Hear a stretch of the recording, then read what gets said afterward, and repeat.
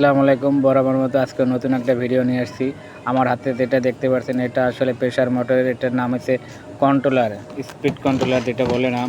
So পুরানো যে speed controller ছিল যে আমার হাতে দেখতে পাচ্ছেন, তো স্পিড কন্ট্রোলারের সার্কিট পুড়ে গেছে। সো সার্কিট নতুন করে আর রিপেয়ারিং করলাম না, তো নতুন একটা স্পিড কন্ট্রোলার কিনে নিয়ে আসছি লাগিয়ে দেওয়ার জন্য। সো স্পিড কন্ট্রোলার লাগানোর আগে একটা আপনার ফলো চিহ্ন আছে, মানে যেটা ফলো করে লাগাবেন।